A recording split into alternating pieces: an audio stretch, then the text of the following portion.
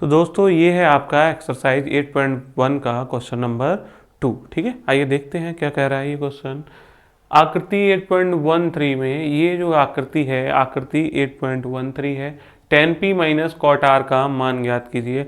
आपको क्या करना है, tan p minus cot r का मान ज्ञात करना है। ठीक है, tan p minus cot r का आपको मान ज्ञात करना है।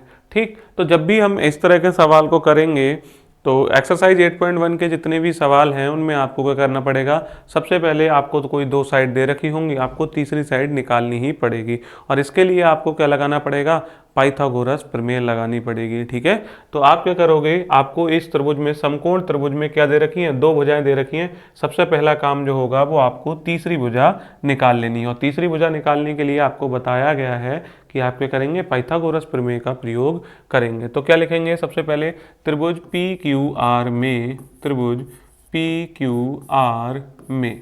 ठीक है, सबसे पहला काम हमें क्या करना है भाई, ये 12 सेंटीमीटर है, ये 13 सेंटीमीटर है, ये आपको निकालना है। तो त्रिभुज पी क्यू आर में आपका कोण क्यू कितना दे रखा है, कोण क्यू है वो कितना दे रखा है, 90 डिग्री दे रखा है। मतलब ये जो त्रिभुज है वो कैसा त्रिभुज है, समकोण त्रिभुज है और समकोण त्रिभुज में हम पाइथागोरस प्रमेय लगा सकते हैं। ठीक है, त्रिभुज पी क्यू आर में कोण क्यू 90 है और क्या दे रखा है, पी क्यू जो है वो कितना है, पी क्यू आपको 12 सेंटीमीटर दे रखा है और क्या है आपका जो पी आर है वो कितना है, 13 सेंटीमीटर दे रखा है। ठीक है, आपको निकालना क्या है भैया, आपको निकालना है क्यू आर। तो आप क्या लिखेंगे, पाइथागोरस प्रमेय में। ठीक है, पाइथागोरस प्रमेय से, तो पाइथागोरस प्रमेय से आप क्या कह सकते हो कि पाइथागोरस प्रमेय ने क्या कहा था, पाइथागोरस ने कहा था अगर आपके पास कोई समकोण त्रिभुज है तो उसकी जो सबसे बड़ी भुजा होती है उसका वर्ग बाकी की बची दो भुजाओं के वर्गों के योग के बराबर होता है। ठीक है, तो सबसे बड़ी भुजा आपकी क्या हो जाएगी, कोण क्यू के सामने वाली जो भुजा है वो सबसे बड़ी भुजा हो जाएगी। 90 के सामने वाली जो भुजा है वो सबसे बड़ी भुजा होती है जिसे कर्ण कहा जाता है। तो आपको क्या करना है, पाइथागोरस प्रमेय लगाएंगे तो सबसे बड़ी भुजा का वर्ग मतलब पी आर का वर्ग, बाकी की बची दो भुजाएं हैं पी क्यू और क्यू आर के वर्ग के बराबर हो जाएगा। तो आप कह दोगे कि भैया पी क्यू का स्क्वायर प्लस क्यू आर का स्क्वायर हो जाएगा। ठीक है, ये वाला काम आपको कर लेना है। पी आर का क्या है, अगर हम पी आर की बात करें तो आप कहेंगे जी भाई पी आर जो है ना वो 13 का स्क्वायर है। बोले पी क्यू कितना है, बोले पी क्यू जो है वो आपका 12 का स्क्वायर है। क्यू आर आपको निकालना है तो क्यू आर की वैल्यू आप यहाँ से इनको निकाल के बता देंगे। 13 का स्क्वायर का मतलब कितना हो जाएगा भैया, 169 होता है। 12 का स्क्वायर कितना हो जाएगा, 144 होता है। ठीक है, प्लस आपका क्या हो जाएगा, यहाँ पे क्यू आर का स्क्वायर हो जाएगा। ठीक, ये वाली चीज़ इधर आ जाएगी तो कितना हो जाएगा, 169। ये वाली चीज़ इधर प्लस की है, इधर आके क्या की हो जाएगी, माइनस की हो जाएगी।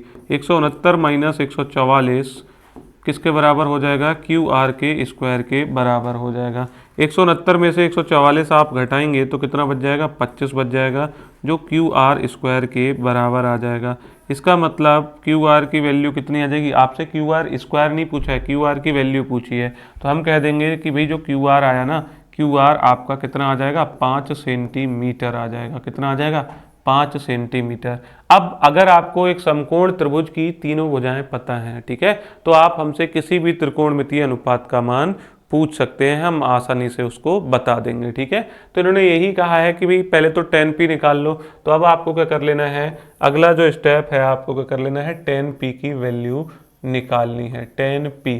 ठीक, tan p आपका क्या हो जाएगा, आपको बताया गया है, आपको क्या बताया गया है कि भाई आप क्या करोगे, यहाँ पे p जो कोण दे रखा हो ना, यहाँ पे p, आप वहाँ पे जाके ऐसे ये वाला कोण वाला निशान बना देना।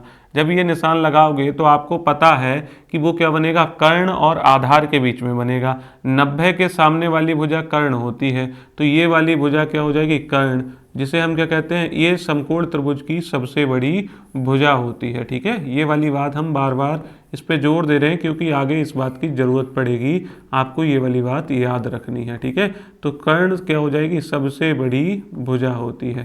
ठीक, ये चीज़ क्या हो जाएगी, ये चीज़ आपका आधार हो जाएगा क्योंकि एंगल पी के हिसाब से देख रहे हैं तो आधार हो जाएगा ये वाली चीज़। ठीक है, ये वाली चीज़ क्या हो जाएगी, आपकी आधार हो जाएगी।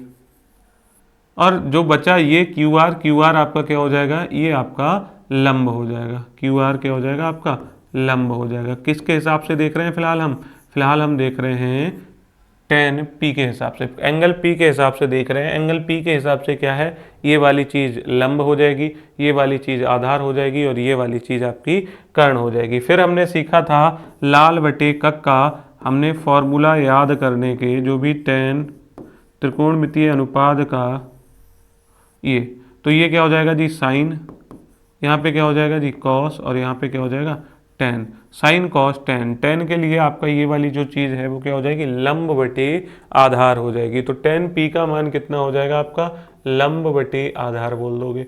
इसके हिसाब से लंब क्या है, तो लंब आपका क्यू आर है। लंब क्या है आपका, क्यू आर, तो आप यहाँ पे क्या लिख दोगे, क्यू आर लिख दोगे।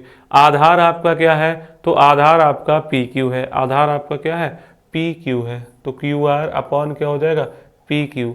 क्यू आर आपका है क्या, तो क्यू आर अभी आपने लेंथ निकाली थी, कितनी आई थी भैया, 5 बटे पी क्यू की वैल्यू कितनी हो जाएगी, 12। तो पी क्यू की वैल्यू हो जाएगी 5 बटे 12। ठीक है, तो आपने 10 पी की वैल्यू निकाल के दिखा दी इनको कि 10 पी की जो वैल्यू होती है वो कितनी होती है, 5 बटे 12 होती है। ठीक है, 10 पी की वैल्यू जैसे ही आप निकाल लेंगे, तो 10 पी की वैल्यू आपने 5 बटे 12 बता दी।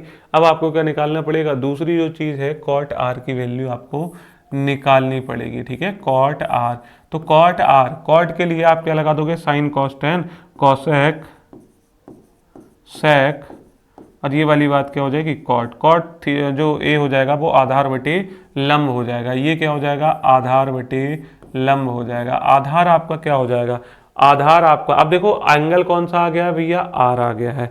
ठीक है, एंगल जैसे ही आर आ जाएगा, आप एंगल आर का मतलब क्या बोलोगे भाई, निशान अब हम यहाँ पे लगाएंगे तो ये लंब नहीं रहेगा, अब क्या बन जाएगा, ये आधार बन जाएगा। अब क्या बन जाएगा, ये आधार हो जाएगा। ठीक है, मैं इसको एक बार मिटा देता हूँ। ये चीज़ अब क्या बन चुकी है, ये वाली जो चीज़ है अब वो आधार बन गई है। ये क्या बन जाएगा, आधार।